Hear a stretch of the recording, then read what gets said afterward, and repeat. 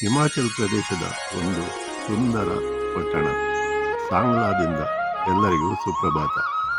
ಈಗ ನಾನು ಸಾಂಗ್ಲಾ ಪಟ್ಟಣದಲ್ಲಿರುವ ಜೋಸ್ಟೆಲ್ ಅದರ ಹೊರಭಾಗದಲ್ಲಿದ್ದೇನೆ. ಜೋಸ್ಟೆಲ್ ಅಂದರೆ ಅದೊಂದು ಹಾಸ್ಟೆಲ್, ಅಂದರೆ ಈಗ ಇಲ್ಲಿ ಒಬ್ಬರಿಗೆ ನಿಲ್ಲಕ್ಕೆಲ್ಲ ಸುಲಭ ಅವಕಾಶ ಉಂಟು. ರೂಮ್ಸ್ ಮಾತ್ರ ಅಲ್ಲ, ಇಲ್ಲಿ ಡಾರ್ಮೆಟರಿ ಅಕೊಮೊಡೇಷನ್, ಅಂದರೆ ಸಿಂಗಲ್ ಬೆಡ್ ಬೇಕಾದ್ರೆ ಸಿಂಗಲ್, 2-4 ಜನ ಮತ್ತು 8 ಹಾಗೆಲ್ಲ ಇಲ್ಲಿ ರೂಮ್ಸ್ ಉಂಟು. ಇದು ಸ್ವಲ್ಪ ಕಡಿಮೆ ವೆಚ್ಚದಲ್ಲಿ ಒಬ್ಬರು ಪ್ರವಾಸ ಮಾಡುವಾಗ ಉಳ್ಕೊಳ್ಬೋದು. ಇಲ್ಲಿ ಊಟ ತಿಂಡಿಗೆಲ್ಲ ಒಳ್ಳೆ ವ್ಯವಸ್ಥೆ ಉಂಟು ಇಲ್ಲಿ. ಮತ್ತು ಈ ಹಾಸ್ಟೆಲ್ನ ಗಾರ್ಡನ್ ಮತ್ತು ಇಲ್ಲಿದ್ದು ಪರಿಸರ ಬಹಳ ಒಂದು ಉತ್ತೇಜನಕಾರಿ ಮತ್ತು ಒಂದು ಆರೋಗ್ಯಕ್ಕೆ ಒಳ್ಳೆ ಮುದ ನೀಡುವಂಥ ವಾತಾವರಣ ಇಲ್ಲಿ ಉಂಟು. ಹಾಗೆ ಇಲ್ಲಿಂದ ಈ ಹಿಮಾಲಯ ಪರ್ವತಗಳ ದೃಶ್ಯ, ಕಿನ್ನರ ಕೈಲಾಸ ಮತ್ತು ಬೇರೆ ಪರ್ವತ ತುದಿಗಳು ಇಲ್ಲಿ ಕಾಣಲಿಕ್ಕೆ ಸಿಗ್ತವೆ. ಹೆಚ್ಚು ದೂರ ಹೋಗಬೇಕಾಗಿಲ್ಲ.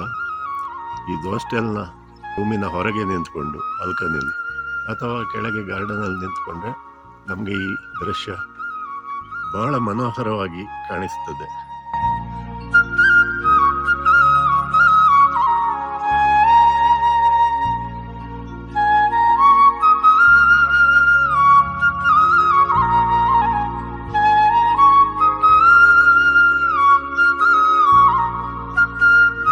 ಹಾಗೆ ಈ ಸಾಂಗ್ಲಾ ಪಟ್ಟಣದಲ್ಲಿ ನಾನು 2 ರಾತ್ರಿ ಕಳೀಲಿಕ್ಕೆ ಬಂದಿದ್ದೆ. ನಿನ್ನೆ ಸಾಯಂಕಾಲ ಬಂದು ಇಲ್ಲಿ ತಲುಪಿದೆ.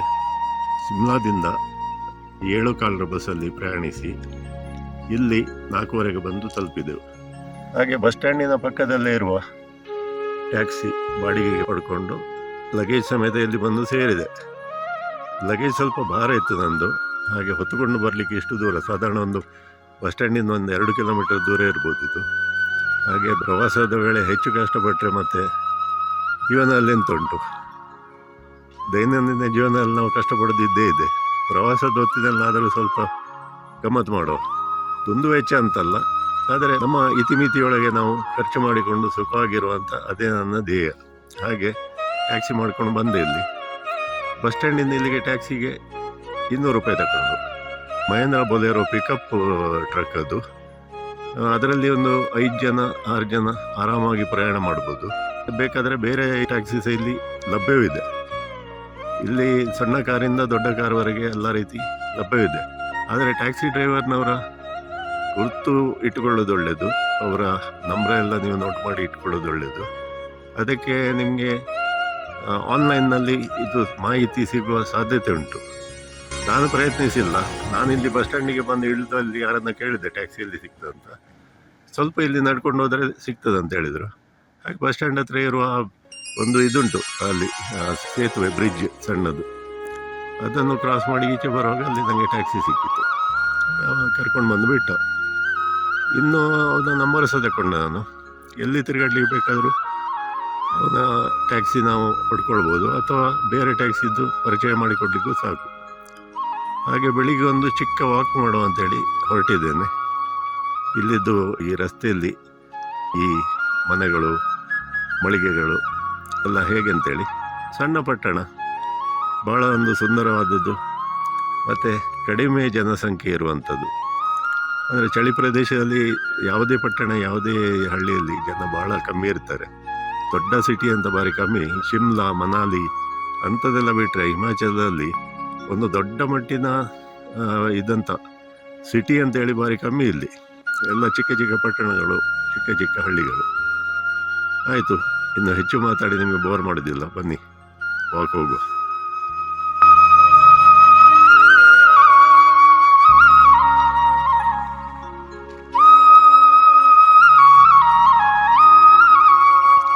ನೋಡಿ, ಇಲ್ಲಿ ಇಂಥ ಹೋಮ್ ಸ್ಟೇಗಳು ತುಂಬ ಇವೆ ಉಳ್ಕೊಳ್ಳಿಕ್ಕೆ. ಅವರು ನಿಮಗೆ ಬೆಡ್ ಅಥವಾ ರೂಮು ಮತ್ತು ಊಟ ತಿಂಡಿ ಎಲ್ಲ ಕೊಡ್ತಾರೆ. ರೇಟ್ ಇಲ್ಲಿ ಸ್ವಲ್ಪ ಜಾಸ್ತಿ ಅಂತ ಕಾಣ್ಬೋದು, ಯಾಕಂದರೆ ಇಲ್ಲಿ ವರ್ಷದಲ್ಲೊಂದು 6 ತಿಂಗಳು 8 ತಿಂಗಳು ಇರೋದು. ಹಾಗೆ ಮುಂದೆ ನಡ್ಕೊಂಡು ಹೋಗ್ತಾ ಇದ್ದೇವೆ ನಾವು. ಇಲ್ಲಿ ಸ್ವಲ್ಪ ನಾಗರಿಕತೆ ಜಾಡು ಜಾಸ್ತಿ ಕಾಣಿಸ್ತಾ ಉಂಟು. ಹತ್ರ ಹತ್ರ ಸ್ವಲ್ಪ ಮನೆಗಳು ಮಳಿಗೆಗಳಿವೆ.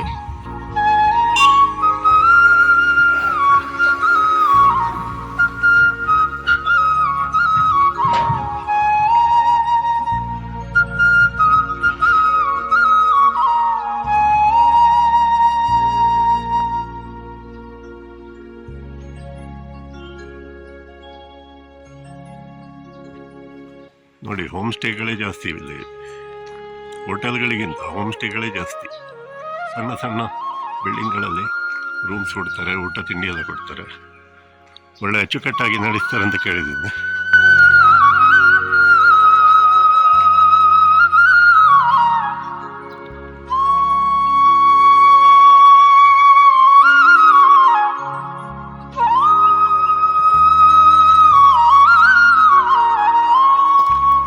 ಇದು ನೋಡಿ, ಇಲ್ಲಿದ್ದು ಸ್ಟಾರ್ ಹೋಟೆಲ್ ಪ್ರಕಾಶ್ ರೀಜೆನ್ಸಿ.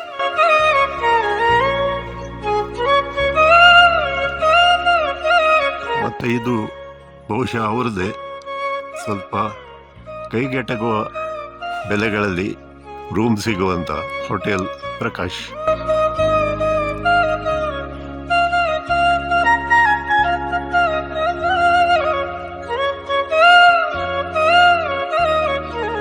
ನೋಡಿ, ಇಲ್ಲಿದ್ದು ಹಿಮಾಲಯ ಪರ್ವತದ್ದು ಸೌಂದರ್ಯ.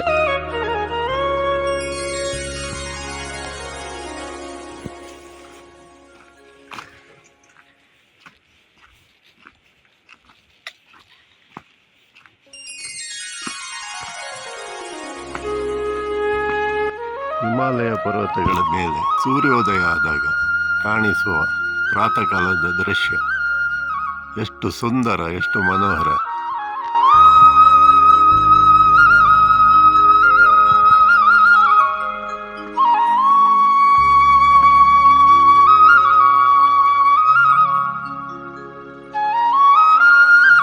ಸಾಂಗ್ಲಾದಲ್ಲಿನ ಬಹಳ ಫೇಮಸ್ ಅಂಗಡಿ ಮಂಜು ನಲಂದ ಡೈಲಿ ನೀಡ್ಸ್, ಇಲ್ಲಿಗೆ ಬಂದಿದ್ದೇನೆ. ಹಾಗೆ ಅವರ ಪತಿದೇವರು ರಾಮ್ ಭಗತ್ ಸಿಂಗ್ ಅಂತೇಳಿ ಅವರ ಭೇಟಿ ಆಯಿತು. ಮಂಜು ಅವರು ಈಗ ಬೆಳಿಗ್ಗೆ ವಾಕಿಗೆಲ್ಲ ಹೋಗ್ತಾರೆ, ಮತ್ತು ಅವ್ರದ್ದು ಬೇರೆ ಎಲ್ಲ ಮನೆಯದು ಕೆಲಸ ಅದು ಇದು ಹೇಳಿ ಸ್ವಲ್ಪ ಬ್ಯುಸಿ ಇರ್ತಾರೆ. ಹಾಗೆ ಅವರನ್ನು ಆಮೇಲೆ ಬಂದು ನಾನು ಭೇಟಿ ಮಾಡ್ತಾ ಇದ್ದೇನೆ. ರಾಮ್ ಭಗತ್ ಜಿ, आपसे मिलकर बहुत खुशी हुई। और आपका ये स्टोर बहुत फेमस है, यूट्यूब में बहुत फेमस है। मंजू जी से बात करूँगा ना, तो बिल्कुल नजदीक में किन्नर कैलाश दिख रहे हैं। हाँ, बहुत सुंदर दृश्य। और आज 30 मई है, तो टेम्परेचर आजकल हमारे इंडिया में 50 अब जा रहा है कई जगह। हाँ, जैसलमेर में 55 टेम्परेचर है। हाँ, और यहाँ पे स्नोफॉल हो रहे, देखो। हाँ, ये मजे है यहाँ की, ये स्नोफॉल हो रहे हैं यहाँ। फिर भी कमाल है। कमाल है जी। हाँ, ये तो ಮಹಾದೇವ್ ಜಿ ಕಮಾಲೆ. जी जी। ಈ ನಾಯಕ ನನ್ನನ್ನು ಹಿಂಬಾಲಿಸಿ ಬಂದು ನನ್ನ ಕಾಲೆಲ್ಲ ನೆಕ್ಕಿ ಭಾರಿ ಒಂದು ಪ್ರೀತಿ ತೋರಿಸ್ತಾನೆ. ಇದು ಯಾವ ಬಾಂಧವ್ಯ, ಏನು ಅರ್ಥ ಆಗ್ತಾ ಇಲ್ಲ. ಗುಡ್ಡು गुड्डू बाबा, ए गुड्डू बाबा, कैसे हो तुम? क्या नाम है तेरा बेटा? नाम क्या है बेटा? मैं तुम्हारा नाम मोती रखता हूँ, ठीक है? मोती, ए मोती. ನೋಡಿ ಎಷ್ಟು ಬೆಟ್ಟು ಮಾಡಿದ್ರು, ನೋಡಿ ಶೇಕ್ ಹ್ಯಾಂಡ್ ಮಾಡಿದ. ಎಷ್ಟು ಬುದ್ಧಿವಂತ, ಎಷ್ಟು ಪ್ರಾಮಾಣಿಕ. ಎಲ್ಲಿ ನೋಡ್ಲಿಕ್ಕೆ ಸಿಗ್ತಾರೆ ಇಂಥವ್ರು? ನಮ್ಮೂರಲ್ಲಂತೂ ಇಲ್ಲ.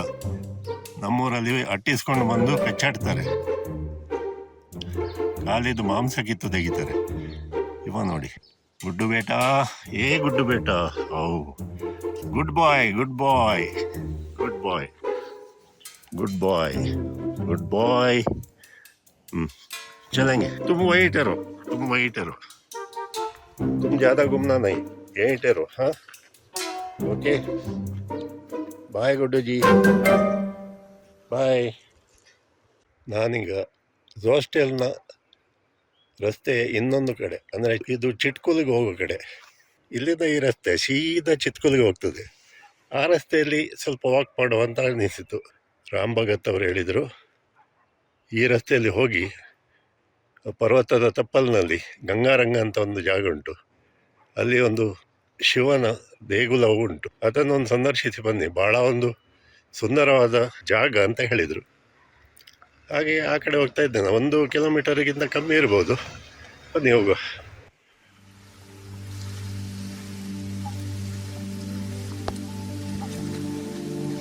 ನೋಡಿ ಇಲ್ಲಿದು ಪರ್ವತ ದೃಶ್ಯ ನೋಡಿ ಹೇಗುಂಟೇಳಿ.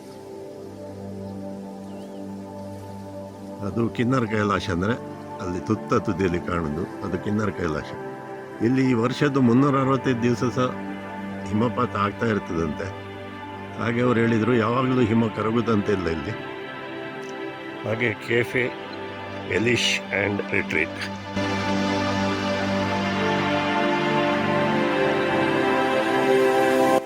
ನೋಡಿ ಇಲ್ಲಿಂದ ಎಷ್ಟು ಅದ್ಭುತ, ಎಷ್ಟು ರುದ್ರ ರಮಣೀಯ ದೃಶ್ಯ ಅಂತ ನೋಡಿ.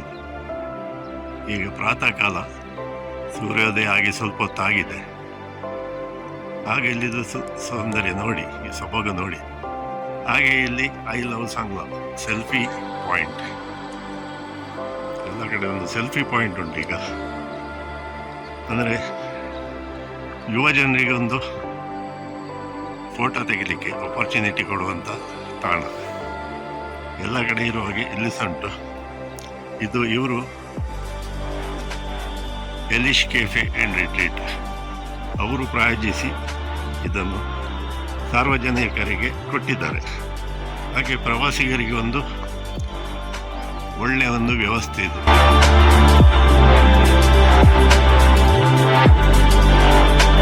I love Sangla. ಹಾಗೆ ಅವ್ರದ್ದು ಸೆಟಪ್ ನೋಡಿ, ಅದು ಒಂದು ಒಳ್ಳೆಯ ಆಪ್ಷನ್ ನಿಮಗೆ ಉಳ್ಕೊಳ್ಳಿಕ್ಕೆ. ಹಾಸ್ಟೆಲಿದ್ದಾಗೆ ಅದು ಸಹ ಒಂದು ಫೇಮಸ್.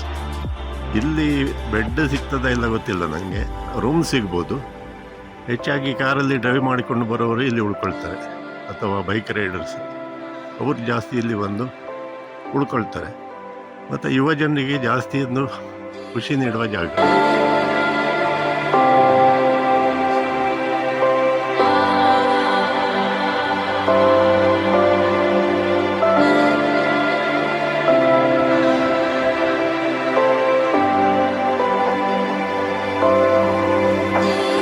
ಐ ಲವ್ ಸಾಂಗ್ಲಾ ಅಂತ ಬರ.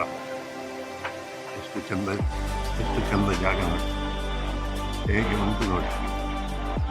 नमस्ते झूले, गंगा रंग देखने जा रहे हैं. आपके गांव का बहुत बढ़िया जगह बोल रहे हो. वहाँ एक मंदिर भी है ना, कौन सा मंदिर है जी? शिव जी का. ठीक है, इसीलिए सुबह में पहले वहाँ जाके बाद में सभी घूमेंगे, चितकुल सभी जाएंगे. अच्छा, पीने का पानी, हाँ, तो झरना से आता है. हाँ, पानी तो दुआई होता है. ओ, पियेंगे. शुक्रिया जी.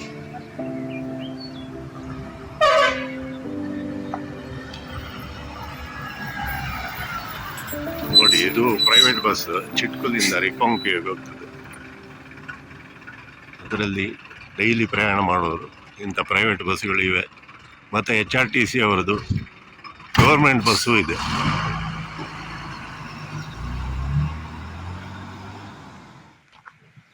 ನೋಡಿ, ಇದು ಈಗಲೂ ವಿಲೇಜ್ ಅಂತೆ, ಮತ್ತು ಈಗಲೂ ಹೋಮ್ಸ್.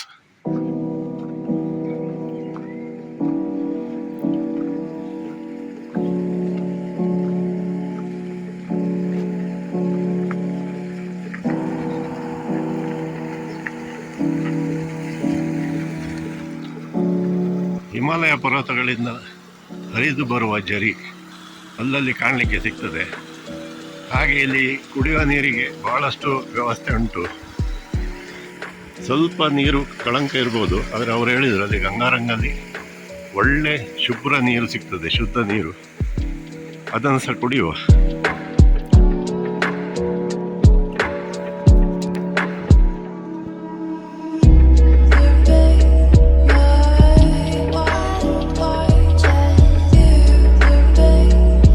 ಕಣಿವೆ ಒಂದು ಸುಂದರ ದೃಶ್ಯ ನೋಡಿ. ಅಲ್ಲಿ ದೂರದಲ್ಲಿ ನದಿ ಹರಿತಾ ಉಂಟು, ಬಸ್ಪಾ ನದಿ ಅಂತ ಅದರ ಹೆಸರು. ಸ್ವಲ್ಪ ಝೂಮ್ ಮಾಡಿ ತೋರಿಸ್ತೇನೆ, ಜಾಸ್ತಿ ಝೂಮ್ ಮಾಡಿದರೆ ಕ್ಲಿಯರ್ ಬರುವುದಿಲ್ಲ. ಆ 3 ಮರಗಳ ಹಿಂದೆ ಬಸ್ಪಾ ನದಿ ಹರಿತಾ ಉಂಟು. ಹಾಗೆ ಅದರ ಹಿಂಭಾಗದಲ್ಲಿ ಹಿಮಾಲಯ ಪರ್ವತ ಉಂಟು. ಅದರ ಹೆಸರು ನಂಗೆ ಗೊತ್ತಿಲ್ಲ, ಮತ್ತು ಹೆಸರು ಸಬ್ಟೈಟಲ್ನಲ್ಲಿ ಹಾಕ್ತೇನೆ ನಾನು. ನೋಡಿ ಅಲ್ಲಿ ಹರಿತಾ ಇರೋದು ಬಸ್ಪಾ ನದಿ. ಬಸ್ಪಾ ನದಿ ಟಿಬೆಟಿನ ಹಿಮಾಲಯದಿಂದ ಉಗಮಗೊಂಡು ತಿಬ್ಬತ್ ಮತ್ತು ಭಾರತದ ಗಡಿ ಪ್ರದೇಶವಾದ ಚಿತ್ಕೋಲ್ನಲ್ಲಿ ಬಂದು ಅಲ್ಲಿಂದ ಮತ್ತೆ ಈಚೆ ಸಾಂಗ್ಲಾ ಪಾಸಾಗಿ ಮುಂದೆ ಹೋಗಿ ಕಡ್ಚಾಮ್ ಅಂತ ಒಂದು ಇದುಂಟು ಊರು. ಆ ಕಡ್ಚಾಮಲ್ಲಿ ಒಂದು ದೊಡ್ಡ ಡ್ಯಾಮ್ ಉಂಟು, ಕಡ್ಚಾಮ್ ವಾಂಗ್ಟು ಹೈಡ್ರೋ ಎಲೆಕ್ಟ್ರಿಕ್ ಪ್ರಾಜೆಕ್ಟ್ ಅಂತ ಅದರ ಹೆಸರು. ಬಹಳ ದೊಡ್ಡ ಡ್ಯಾಮು, 2-3 ಕಡೆ ಅವರದ್ದು ಡ್ಯಾಮ್ ಉಂಟು ಹತ್ರ. ಅಲ್ಲಿ ಸತ್ಲುಜ್ ನದಿಯೊಟ್ಟಿಗೆ ಸೇರ್ತದೆ ಅದು ಬಸ್ಪಾ ನದಿ. ಇಲ್ಲಿ ರಸ್ತೆ ಮೇಂಟೈನ್ ಮಾಡೋದು ಕಷ್ಟ, ಯಾಕೆಂದ್ರೆ ವರ್ಷದ್ದು ಒಂದು 6-8 ತಿಂಗಳು ಇಲ್ಲಿ ನೀರಿದ್ದು ಪ್ರವಾಹ ಜಾಸ್ತಿ ಇರುವ ಕಾರಣ ಎಂಥ ಡಾಮರ್ ಹಾಕಿದ್ರು ಕೊಚ್ಚಿಕೊಂಡು ಹೋಗ್ತದೆ. ಹಾಗಾಗಿ ಸಾಂಗ್ಲಾ ಕಣಿವೆಯಲ್ಲಿ ಅಥವಾ ಬೇರೆ ಹಿಮಾಲಯದ ಎಲ್ಲ ಕಣಿವೆಗಳಲ್ಲಿ ಹೆಚ್ಚಿನ ರಸ್ತೆಗಳು, ಹೈವೇಗಳು, ಇದು ಹೈವೇ ಆಗಲಿಕ್ಕೆ, ಹೈವೇಗಳು ಸುಸ್ಥಿತಿಯಲ್ಲಿ ಇಡಲಿಕ್ಕೆ ನಮ್ಮ ಬಾರ್ಡರ್ ರೋಡ್ ಆರ್ಗನೈಸೇಷನ್ BRO ಹರಸಾಹಸ ಪಡ್ತಾರೆ. ಆದರೆ ಅವರ ಆ ಸಾಹಸವನ್ನು ಮೀರಿ ಪ್ರಕೃತಿ ತನ್ನ ವಿಕೋಪ ತೋರಿಸ್ತದೆ. ಆದರೆ ಈ ಹಿಮಾಲಯ ಪರ್ವತಗಳ ಮತ್ತು ಈ ಮರಗಿಡಗಳ, ಈ ಹರಿಯುವ ನದಿಗಳ ತೊರೆಗಳ ಒಂದು ರಮಣೀಯ ದೃಶ್ಯ ಕಂಡ್ರೆ ಆ ರಸ್ತೆಯ ಬಗ್ಗೆ ಇರುವ ಒಂದು ಕೀಳು ಭಾವನೆ ಹೋಗ್ತದಂತ ನನ್ನ ನಂಬಿಕೆ. ನನಗಂತೂ ಹೆಚ್ಚು ಕಷ್ಟ ಅಂತ ಕಾಣೋದಿಲ್ಲ ಇಂಥ ರಸ್ತೆಯಲ್ಲಿ ಪ್ರಯಾಣ ಮಾಡೋದು. ನಿನ್ನೆ ಬಸ್ಸಿನಲ್ಲಿ ಬಂದೆ ಶಿಮ್ಲಾದಿಂದ ಸಾಂಗ್ಲಾವರೆಗೆ. ದಾರಿಯಲ್ಲಿ ಸುಮಾರು ಒಂದು 10-15 ಕಿಲೋಮೀಟರ್ ಇಂಥ ರಸ್ತೆ ಸಿಕ್ಕಿರ್ಬೋದು ನಮಗೆ.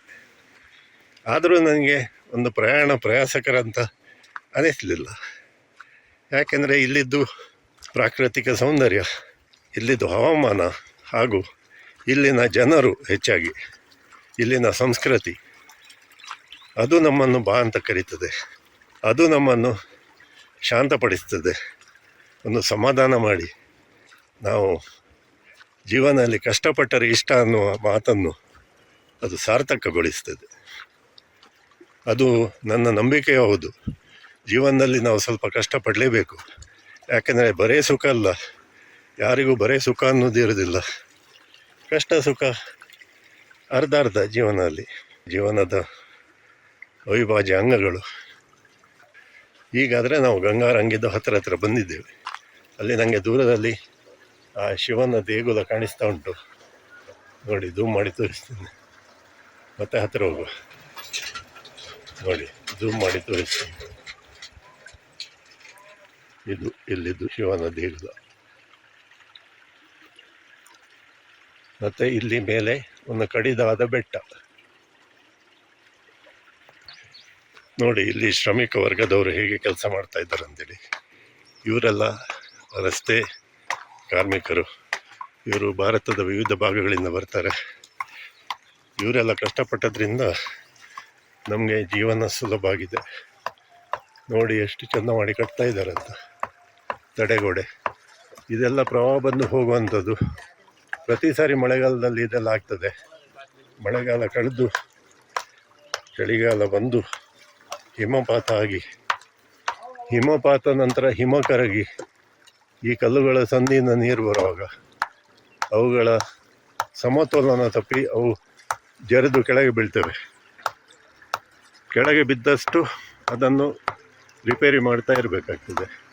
ಅದಕ್ಕೆ ಇಲ್ಲಿ ಕಾರ್ಮಿಕರನ್ನು ತಂದು ಅವರು ಪಾಪ ಯಾವುದೇ ಒಂದು ಹವಾಮಾನದಲ್ಲಿ ಕೆಲಸ ಮಾಡ್ತಾರೆ. ಅವರಿಗೆ ನಾವೊಂದು ಅಭಿನಂದನೆ ಸಲ್ಲಿಸಲೇಬೇಕು.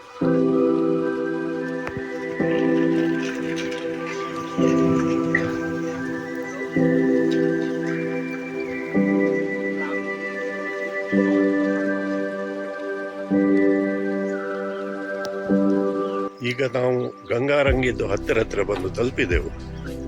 ಇಲ್ಲಿ ಒಂದು ಹೊಳೆ ಹರಿತಾ ಉಂಟು. ಹಾಗೆ ಅದರ ಮೇಲೊಂದು ಸೇತುವೆ ಕಟ್ಟಿದ್ದಾರೆ. ಇದೆಲ್ಲ ಮಿಲಿಟರಿ ಟೈಪ್ ಸೇತುವೆ. ಇದು ಪರ್ಮನೆಂಟ್ ಸೇತುವೆ ಕಟ್ಟಲಿಲ್ಲ, ಯಾಕಂದರೆ ಆಗಾಗ ಪ್ರವಾಹಕ್ಕೆ ಸೇತುವೆ ಕೊಚ್ಚಿಕೊಂಡು ಹೋಗ್ತದೆ. ಹಾಗೆ ಇಂಥ ಸೇತುವೆಗಳೇ ನಮಗೆ ಇಲ್ಲಿ ಜಾಸ್ತಿ ಕಾಣಲಿಕ್ಕೆ ಸಿಗ್ತವೆ. ಸ್ಟೀಲ್ನಿಂದಲೇ ಮಾಡಿದ್ದು ಸೇತುವೆ ನೋಡಿ. ಸ್ಟೀಲ್ ಶೀಟ್ಗಳು, ಭಾರಿ ವಾಹನಗಳು ಓಡಾಡ್ತವೆ ಇದರ ಮೇಲೆ ನೋಡಿ. ಇದು ಈ ಹೊಳೆ, ಈ ತೊರೆ, ಎಷ್ಟು ರಮಣೀಯ ದೃಶ್ಯ ನೋಡಿ, ಎಷ್ಟು ಶಾಂತ ವಾತಾವರಣ. ಇದು ಕಿನ್ನರ ಕೈಲಾಸದಿಂದ ಹರಿದು ಬರುವಂಥ ತೊರೆ. ಮೇಲೆ ನೋಡಿ ಕಿನ್ನರ ಕೈಲಾಸ.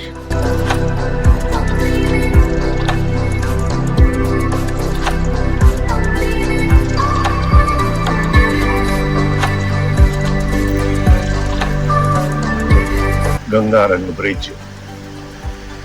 ಮತ್ತೆ ಅದರ ಇನ್ನೊಂದು ಬದಿ ನೋಡಿ, ಇದಷ್ಟು ರುದ್ರರಮಣಿ ಅಂತ ಇಲ್ಲಿಂದ ತೋರಿಸ್ತೀನಿ ನಾನು. ಹೇಗುಂಟು ನೋಡಿ.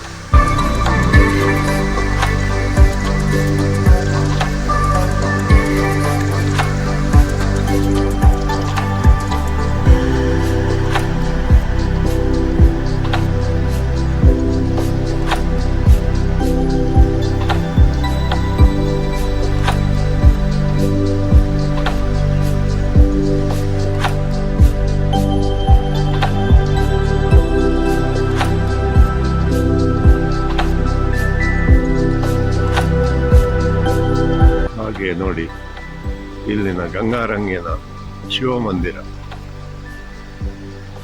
ಒಂದು ಸಣ್ಣ ದೇಗುಲ, ಆದರೆ ಇಲ್ಲಿ ಏನಂದ್ರೆ ಇವರಿಗೆ ಈ ಭಕ್ತಿ ವಿಶ್ವಾಸದ ಮೇಲೆ ಎಲ್ಲ ನಡೀತದೆ. ನಮ್ಮೂರ ಕಡೆ ಇರುವ ಹಾಗೆ ಈ ಶಿಲ್ಪ ವೈವಿಧ್ಯ ಎಲ್ಲ ಕಾಣಲಿಕ್ಕೆ ಅಷ್ಟು ಸಿಕ್ಕುವುದಿಲ್ಲ. ಇಲ್ಲಿನ ಹವಾಮಾನ ವೈಪರೀತ್ಯದಿಂದಾಗಿ ಅವರು ಸ್ಥಳೀಯವಾಗಿ ಸಿಕ್ಕಿದ ವಸ್ತುಗಳಿಂದ ಕಲ್ಲು ಮಣ್ಣು ಅಂಥದ್ದೆಲ್ಲ ಹಾಕಿ ಇಲ್ಲಿ ಇದಕ್ಕೆ ತಗಡಿನ ಶೀಟ್ ಹಾಕಿದ್ದಾರೆ. ಇಲ್ಲಾದರೆ ಅವರು ಕಲ್ಲಿನ ಛಾವಣಿ ಹೊದಿಸಿ ಮಂದಿರ ತಯಾರು ಮಾಡ್ತಾರೆ. ಹೆಚ್ಚಾಗಿ ಹಿಮಾಚಲ ಪ್ರದೇಶದಲ್ಲಿ ಕಲ್ಲಿನ ಛಾವಣಿದ್ದು ಮಂದಿರಗಳು.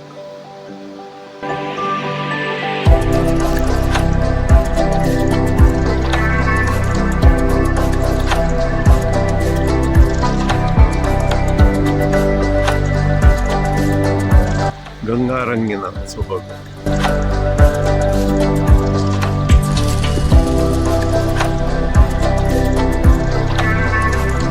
ಗಂಗಾರಂಗನಲ್ಲಿ ಕಿನ್ನರ ಕೈಲಾಸದಿಂದ ಹರಿದು ಬರುವ ನೀರಿದು. ಇಲ್ಲೊಂದು ನೋಡಿ ಜಲಪಾತ. ಪ್ರಾಕೃತಿಕ ಸೌಂದರ್ಯ ಎಷ್ಟು ಎಷ್ಟು ಚಂದ ಉಂಟು ನೋಡಿ. ಇದು ಝೂಮ್ ಮಾಡಿದರೆ ಅಷ್ಟು ಕ್ಲಿಯರ್ ಬರೋದಿಲ್ಲ, ಆದರೆ ಒಂದು ಆದಷ್ಟು ಪ್ರಯತ್ನ ಮಾಡಿದರೆ ನಾನು ತೋರಿಸ್ತೀನಿ.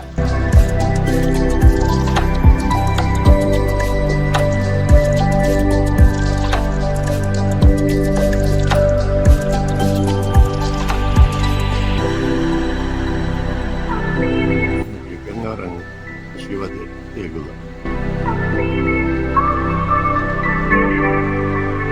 ಜುಲೈ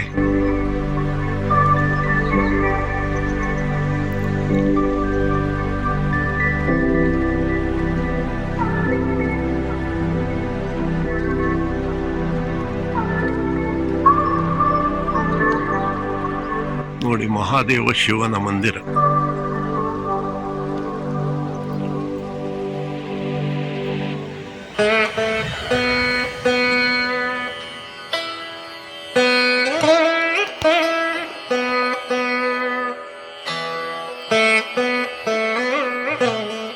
ಇದು ಬಹುಶಃ ಪ್ಲಾಸ್ಟಿಕ್ ಇದ್ದು ಹೂವು. ಇದು ವರ್ಷ ಪೂರ್ತಿ ಹೀಗೆ ಇರ್ತದೆ ಅಲಂಕಾರ. ಮತ್ತೆ ಇದನ್ನು ಗಟ್ಟಿ ಮಾಡಲಿಕ್ಕೆ ಸ್ವಲ್ಪ ಈಗ ಕಾಂಕ್ರೀಟ್ ಇಟ್ಟಿಗೆಲ್ಲ ಬಳಸಿದ್ದಾರೆ. ಪ್ರಾಚೀನ ಕಾಲದಲ್ಲಿ ಒಂದು ಬರೇ ಕಲ್ಲಿನ ದೇಗುಲ ಆಗಿರ್ಬೋದು ಇದು.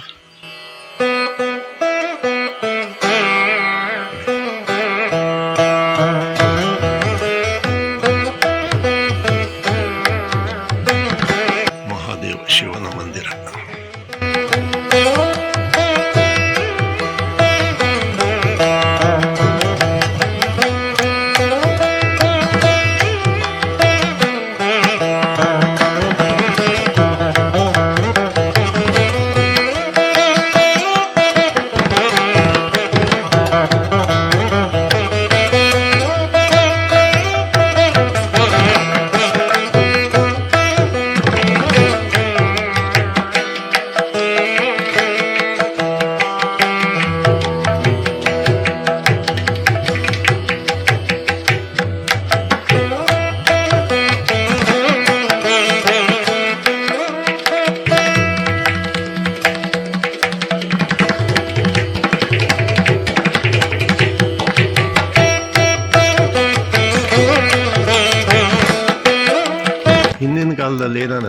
ಇಲ್ಲಿಂದ ಒಂದೂರಿಂದ ಒಂದೂರಿಗೆ ಪ್ರಯಾಣ ಮಾಡುವಾಗ ಈ ದುರ್ಗಮವಾದ ಪ್ರದೇಶಗಳು, ಈ ಪರ್ವತಗಳ ಪ್ರಾಂತ್ಯದಲ್ಲಿ ಬರುವಾಗ ಅವರ ಪ್ರವಾಸ ಸುಗಮವಾಗಿ ಸಾಗಲಿ ಮತ್ತು ಸುರಕ್ಷಿತವಾಗಿ ಸಾಗಲಿ ಅಂತೇಳಿ ಅಲ್ಲಲ್ಲಿ ಇಂಥ ಮಂದಿರಗಳನ್ನು ಕಟ್ಟಿಸಿದರು.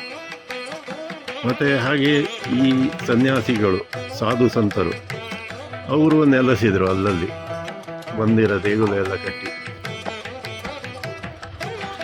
ನೋಡಿ ಇಲ್ಲಿಂದ ಗಂಗಾರಂಗ ಸೇತುವೆ ದೃಶ್ಯ ನೋಡಿ ನೋಡಿ. ಇನ್ನು ಹೊರಡುವ, ಇನ್ನು ವಾಪಸ್ ಹೋಗುವ ಹೊತ್ತಾಯಿತು. ಹಾಗೆ ಇಲ್ಲಿದ್ದು ನೀರು ಕುಡಿದು ಹೋಗಬೇಕು ಬಂದದಕ್ಕೆ. ಬನ್ನಿ, ನೀರಿನ ತೊರೆ ಹತ್ರ ಹೋಗುವ.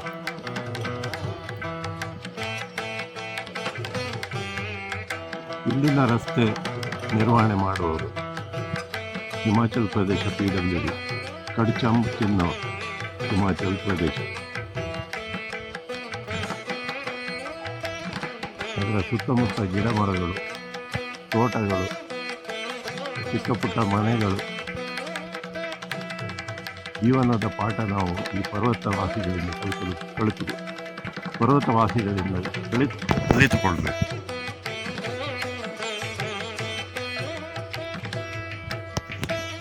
ಶುದ್ಧ ಸರಳ ಜೀವನ ಅವ್ರದ್ದು. ಜೀವನದಲ್ಲಿ ಮೋಸ, ಸಂಚು ಮತ್ತು ಬೇರೆ ಯಾವುದೇ ಒಂದು ಕೆಟ್ಟ ಭಾವನೆಗಳಿಗೆ ಆಸ್ಪತ್ರೆ ನೀಡದೆ ಎಲ್ಲರೂ ಹಾರ್ದಿಕವಾಗಿದ್ದು ಆತ್ಮೀಯತೆಯಿಂದ ಬೆರೆತು ನಕ್ಕು ನಲಿದು ಜೀವನ ಸಾಗಿಸೋದು ನಮಗೆ ಒಂದು ಪಾಠ ಅಂತ ನಾವು ತಿಳ್ಕೊಳ್ಬೇಕು. ಯಾಕೆಂದರೆ ನಾವು ಈ ನಾಗರಿಕತೆಯ ಸೋಗಿನಲ್ಲಿ ಅತಿಯಾದ ಆಸೆಪಟ್ಟು ದುರಾಶೆಯಿಂದ ನೆಮ್ಮದಿ ಹಾಳು ಮಾಡಿಕೊಂಡಿದ್ದಲ್ಲ, ನಮ್ಮ ನೆಮ್ಮದಿಯನ್ನು ಹಾಳು ಮಾಡಿಕೊಂಡಿದ್ದಲ್ಲ ಈ ಪರ್ವತವಾಸಿಗಳು, ಬುಡಕಟ್ಟು ಜನಾಂಗಗಳು ಅವರ ನೆಮ್ಮದಿಯನ್ನು ಹಾಳು ಮಾಡಿದ್ದಾರೆ. ಅವರಿಂದ ನಾವು ಕಲಿಯುವ ಬದಲಿಗೆ ನಮ್ಮಿಂದ ಅವರು ಕಲಿಯುವಂತಾಗಿದೆ. ಅದೇ ಒಂದು ದೊಡ್ಡ ದುರ್ಭಾಗ್ಯ, ದೊಡ್ಡ ದುರಂತ ಅಂತ ಹೇಳ್ಬೋದು. ನೋಡಿ, ಈಗ ನಾವು ಹೋಗ್ತಾ ಇರೋದು ಕೈಲಾಶ್ ನಗರಿ ಗಂಗಾರಂಗ್ ಸಾಂಗ್ಲಾ. ಇಲ್ಲಿದ್ದು ಗಂಗಾರಂಗಿನ ಈ ಜಲಪಾತದ ತೊರೆ, ನೀರಿನ ಆಸರೆ, ಅದರ ಕಡೆಗೆ ಹೋಗ್ತಾ ಇದ್ದೇವೆ.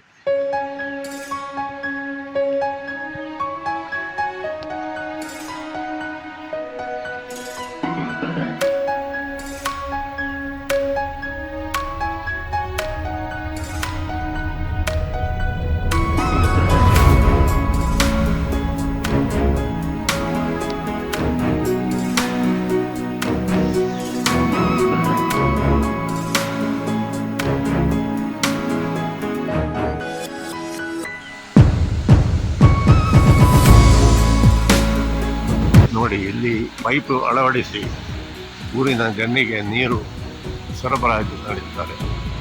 ಈಗ ಕಿನ್ನರ ಕೈಲಾಸದಲ್ಲಿ ಮೋಡ ಆವರಿಸಿಕೊಂಡಿದೆ, ಹಾಗಾಗಿ ಅದೊಂದು ಬೇರೆ ರೂಪ ಕೊಡ್ತಾ ಇದೆ.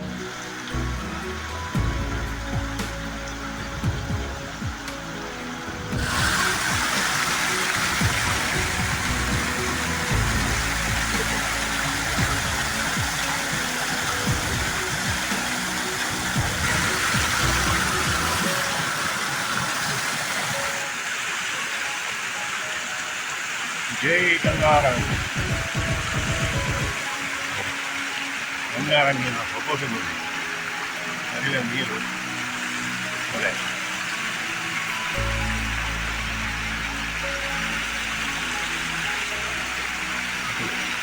ಕುಡಿಯೋದು ಒಂದು 2 ಸಿಪ್ಪು ನೀರು ಕೊಟ್ಟೆ, ಒಂದು 2 ಗುಟಲು ನೀರು ಕೊಟ್ಟೆ, ಎಷ್ಟೊಂದು ಕಣ್ಣಿಗೆ ಮತ್ತು ಒಂದು ಆಹ್ಲಾದಕರ, ಒಂದು ಚೈತನ್ಯ ನೀಡುವ ಈ ಜಲ. ಇದನ್ನು ಬರೀಲಿಕ್ಕಿಲ್ಲ, ನಮ್ಮೂರಲ್ಲಿ ಇಂಥದ್ದು ಏನು ಸಿಗಲಿಕ್ಕಿಲ್ಲ. ಭಾಳ ಒಂದು ತೃಪ್ತಿ ಕೊಟ್ಟಿದ್ದು ಇಲ್ಲಿ ಬಂದದ್ದು. ಮುಂದೆ ಯಾವಾಗಾದರೂ ಅವಕಾಶ ಸಿಕ್ಕಿದರೆ ಜೀವನದಲ್ಲಿ ಪುನಃ ಒಮ್ಮೆ ಇಲ್ಲಿ ಭೇಟಿ ನೀಡಬೇಕಂತ. ಹಾಗೆ ಜೈ ಗಂಗಾರ.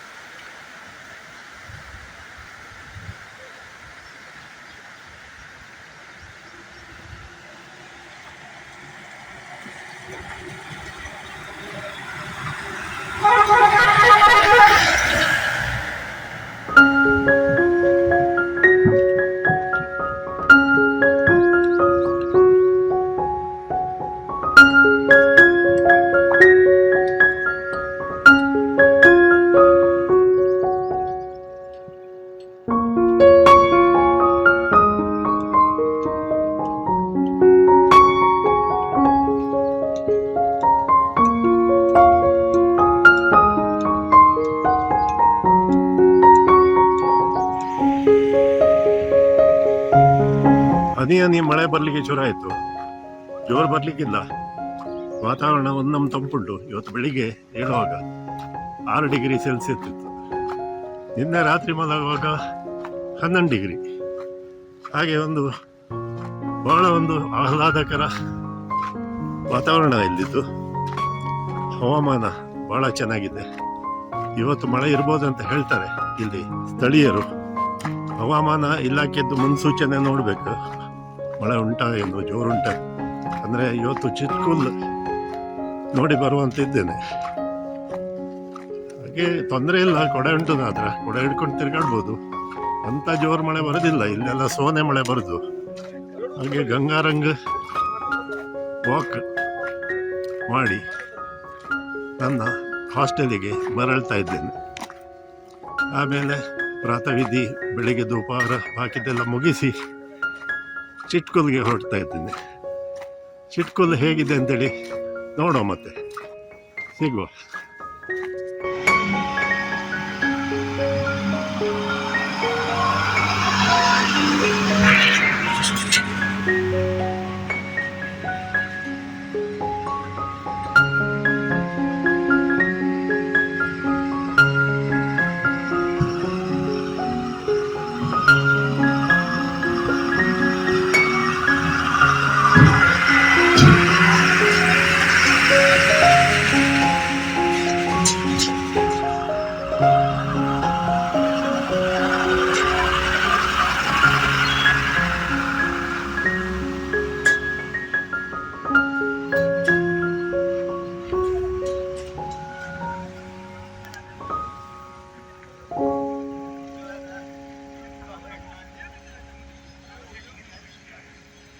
ಇದು ನೋಡಿ, ಆ್ಯಪಲ್ ಇದು ಮಿಡಿ. ಒಂದು ಗಿಡದಲ್ಲಿ ಎಷ್ಟು ಗೊಂಚಲು. ಪಕ್ಕನೆ ನೋಡುವಾಗ ಪೇರಳೆ ಮತ್ತು ದಾಳಿಂಬೆ ಅಂತ ಬರ್ತದೆ.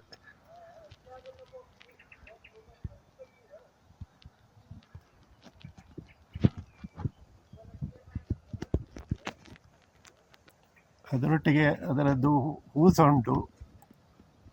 ಕಾಯಿ ಬೆಳೆದಾಗೆ ಹೂ ಒಣಗಿ ಬೀಳ್ತದೆ, ಪ್ರಕೃತಿ ನಿಯಮ.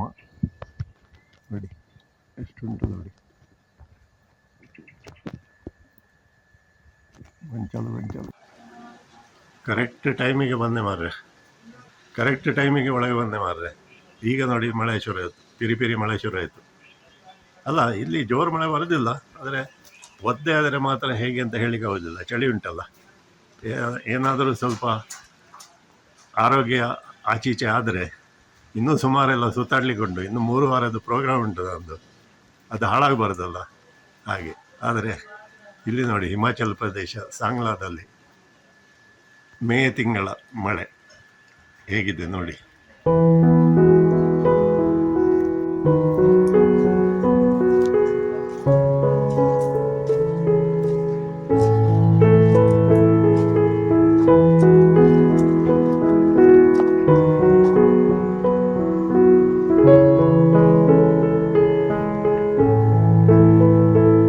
ಮಳೆದ್ದು ಶಬ್ದ ಕೇಳಿಸ್ತಾ ಇರ್ಬೋದು ನಿಮಗೆ. ನನ್ನ ಜಾಕೆಟ್ ಮೇಲೆ ಹನಿ ಬೀಳುವಾಗ ತಟಪಟ ಸೌಂಡ್ ಬರ್ತದೆ.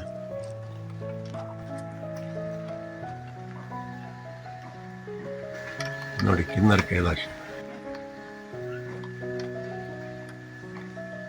ಇಲ್ಲಿದ್ದು ಗಾರ್ಡನ್ ಅಲ್ಲಿ ನೋಡಲೇಬೇಕಾದದ್ದಂದ್ರೆ ಈ ಗುಲಾಬಿ ಹೂ. ಎಷ್ಟೊಂದು ದೊಡ್ಡ ಸೈಜ್ ಇದು ಗುಲಾಬಿ ಅಂತ ನೋಡಿ. ಇದು ಸಾಧಾರಣ ಡೇಲಿಯಾ ಹೂವಿನಷ್ಟು ದೊಡ್ಡದುಂಟಿದು. ಇಂಥದ್ದು ನೋಡ್ಲಿಕ್ಕೆ ಸಿಗೋದು ಭಾರಿ ಅಪರೂಪ. ಇಲ್ಲಿದ್ದು ಮಣ್ಣಿನ ಗುಣದಿಂದಾಗಿ, ಅಂದರೆ ಇಲ್ಲಿದ್ದು ಮಣ್ಣಿನಲ್ಲಿ ಖನಿಜಾಂಶ ಜಾಸ್ತಿ ಉಂಟು. ಹಾಗಾಗಿ ಇಲ್ಲಿ ಸಮೃದ್ಧಿಯಿಂದ ಬೆಳೀತದೆ, ಸೊಂಪಾಗಿ ಬೆಳೀತದೆ. ನೋಡಿ ಗುಲಾಬಿ ಹೂ.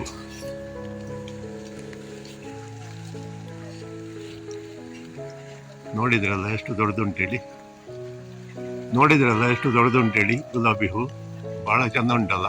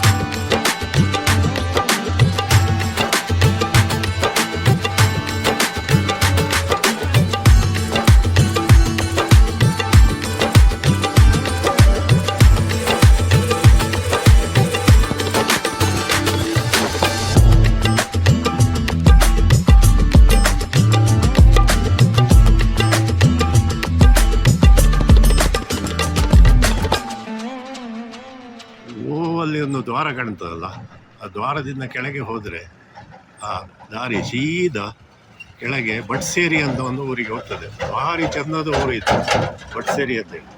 ಸಣ್ಣ ಊರು. ಸುತ್ತಾಟಕ್ಕೆ ಬಂದವರಿಗೆ ಇಲ್ಲಿ ಉಳ್ಕೊಳ್ಳಿಕ್ಕೆಲ್ಲ ಒಳ್ಳೆ ಹೋಮ್ ಸ್ಟೇ, ಹೋಟೆಲ್ ಎಲ್ಲ ಉಂಟು, ಭಾಳ ಒಳ್ಳೆ ವ್ಯವಸ್ಥೆ. ಆದರೆ ಈ ಊರಿದ್ದೊಂದು ದುರಂತ ಆಗಿತ್ತು. ಸಾಧಾರಣ 2021ರಲ್ಲಿ ಒಂದು ದೊಡ್ಡ ದುರಂತ ಆಗಿ ಹಲವಾರು ಜನ, ಅಂದರೆ ಒಂದು ಟೆಂಪೋ ಟ್ರಾವೆಲರ್ನಲ್ಲಿ ಪ್ರಯಾಣ ಮಾಡ್ತಿದ್ದ ಒಂದು 8-9 ಜನ ಸ್ಥಳದಲ್ಲಿ ಸತ್ತು, ಮತ್ತು ಕೆಳಗೆ ಅಲ್ಲಿ ಬ್ರಿಡ್ಜ್ ಉಂಟಲ್ಲಿ, ಆ ಬ್ರಿಡ್ಜಿನ ಮೇಲೆ ಕಲ್ಲು ಬಂಡೆ ಎಲ್ಲ ಬಂದು ಇಡೀ ಬ್ರಿಡ್ಜ್ ನಾಶ ಆಗಿ ಭಾಳ ಅವಸ್ಥೆ ಆಗಿತ್ತು. ಊರಿಗೆ ಸಂಪರ್ಕ ಕಲ್ಪಿಸುವುದು ಅದೊಂದೇ ಬ್ರಿಡ್ಜ್. ಆ ಬ್ರಿಡ್ಜ್ ಇಡೀ ಮುರಿದು ಬಿದ್ದಿತ್ತಾಗ ಭಾಳಷ್ಟು ಡ್ಯಾಮೇಜ್ ಆಗಿತ್ತು. ಅದನ್ನು ಸರಿ ಮಾಡಬೇಕಾದ್ರೆ ಅವರಿಗೆ ಹರಹರ ಆಗಿದೆ.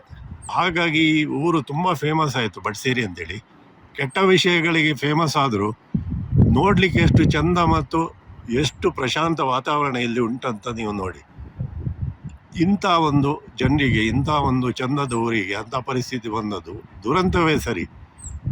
ಆದರೆ ಈಗ ನಮಗೆ ನೋಡಲಿಕ್ಕೆ ಸಿಕ್ಕುವುದು ಪುನಃ ಅದು ಇಲ್ಲಿದ್ದು ರಮಣೀಯ ದೃಶ್ಯ. ಹಾಗೆ ಇದು ಬಟ್ಸೇರಿ. ಈ ಬಟ್ಸೇರಿ ಅನ್ನೋ ಊರು ಸಾಂಗ್ಲಾದಿಂದ ಚಿತ್ಕುಲಿಗೆ ಹೋಗುವಾಗ ದಾರಿಯಲ್ಲಿ ಸಿಗ್ತದೆ. ಬಟ್ಸೇರಿದ್ದು ದುರಂತ ಆಗಲಿಕ್ಕೆ ಕಾರಣ ಏನಂದರೆ ನೋಡಿ, ಇದು ಕಲ್ಲು ಮಣ್ಣಿಂದ ತುಂಬಿದ್ದು ಒಂದು ಬೆಟ್ಟ.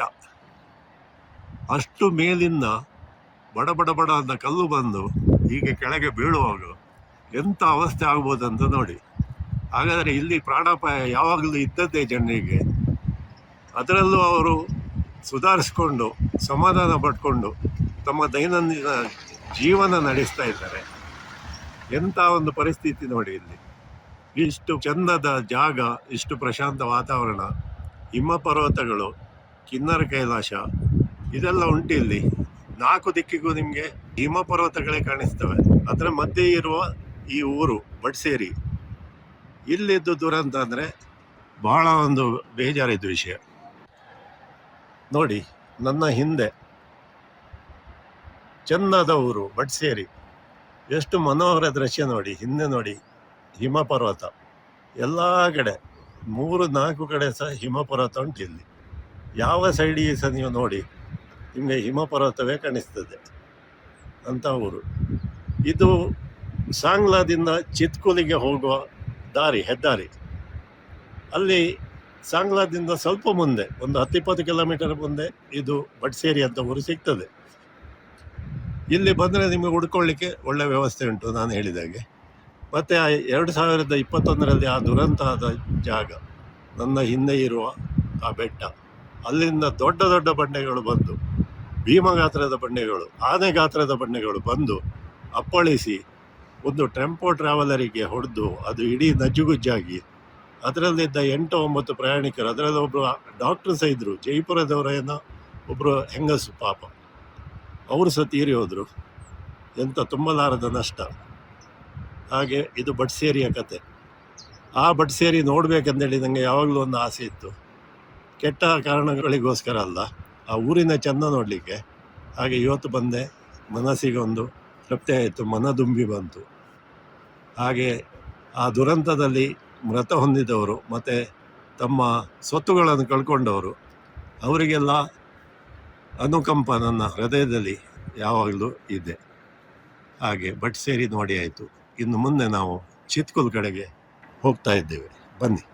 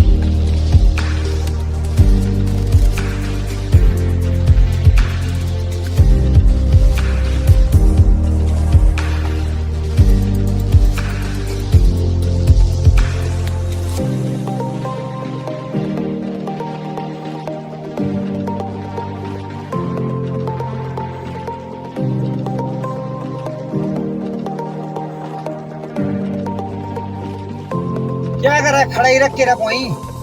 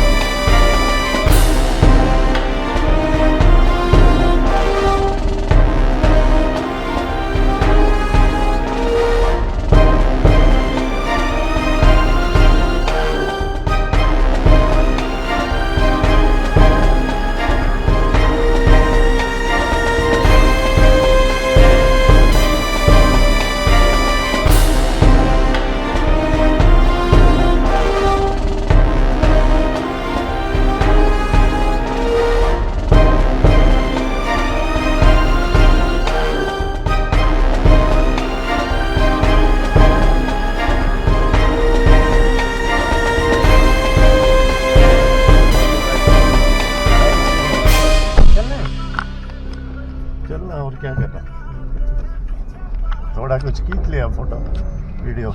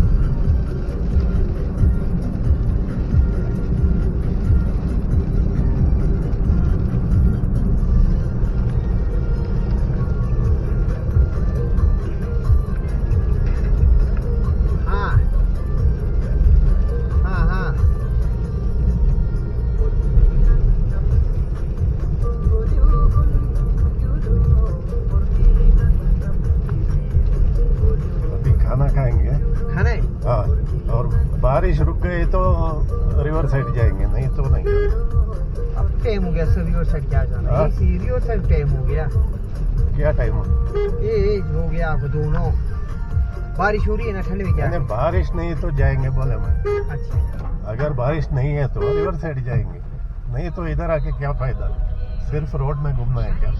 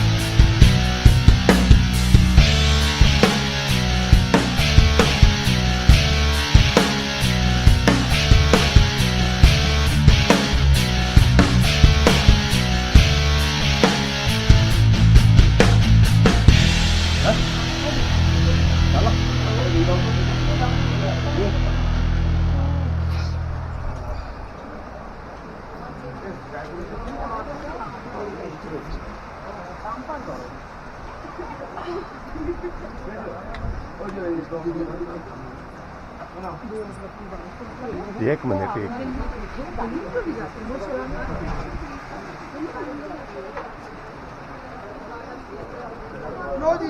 दे दो प्याज दे देना थोड़ी।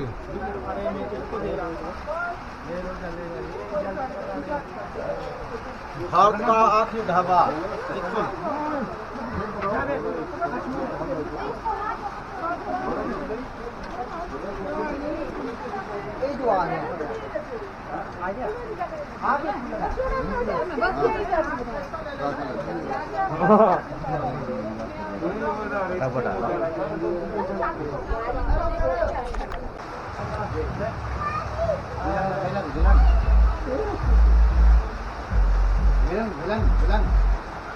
हाँ, आशीष विद्यार्थी सब देखा है मैंने, इंटरनेट में सब देख के यहाँ आ गया। वीडियो है ना, यूट्यूब में सब मिलता है ना देखने को।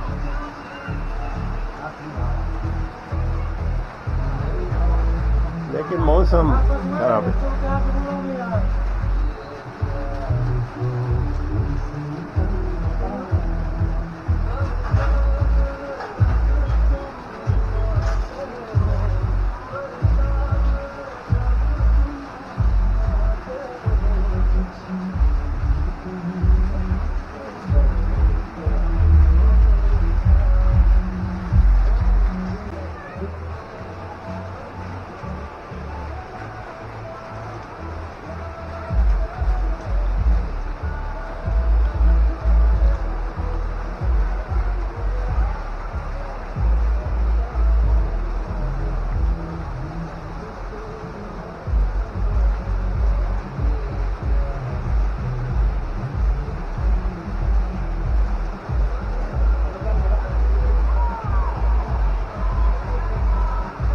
आशीष विद्यार्थी।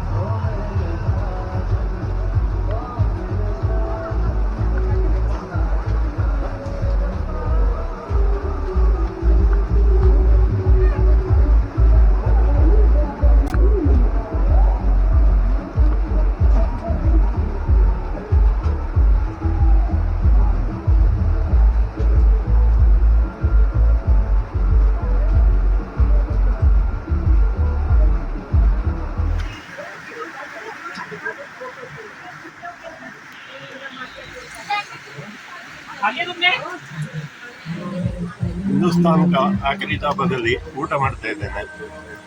ರಾಜ್ಮಾ ಚಾವಲ್.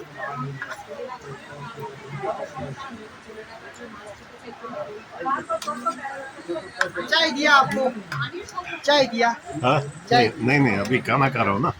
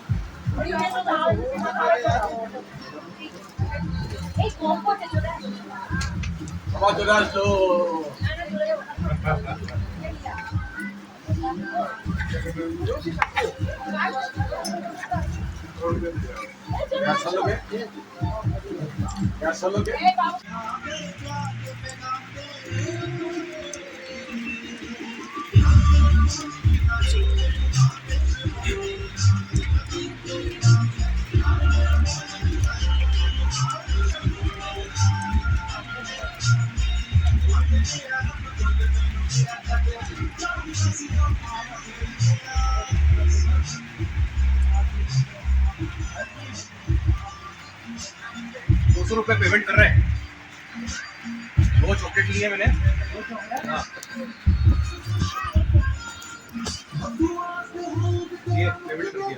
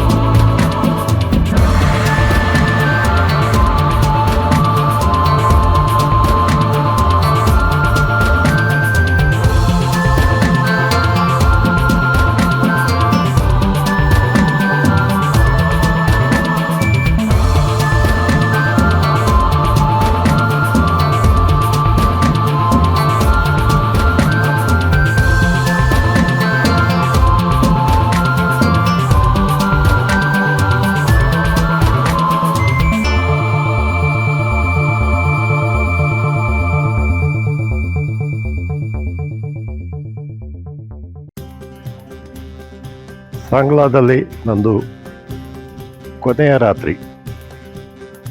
ಹಾಸ್ಟೆಲಲ್ಲಿದ್ದೇನೆ. ರಾತ್ರಿ ಊಟಕ್ಕೆ ಹೇಳಿ ಆರ್ಡ್ರ್ ಮಾಡಿದ್ದೇನೆ. ವೆಜಿಟೇಬಲ್ ಪಕೋಡ ಭಾರಿ ಒಳ್ಳೆ ಆಗ್ತದೆ ಇವ್ರದ್ದು.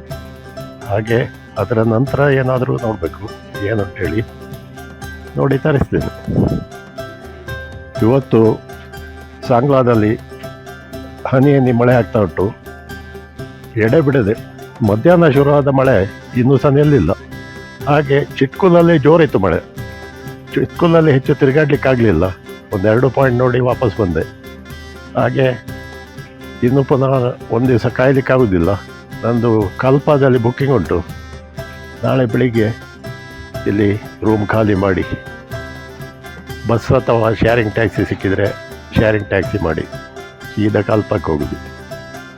ಮತ್ತು ಊಟ ಬರಲಿ. ಊಟ ಬಂದ ನಂತರ ಏನೆಲ್ಲ ತರಿಸಿದೆ ಅಂತ ತೋರಿಸ್ತೇನೆ.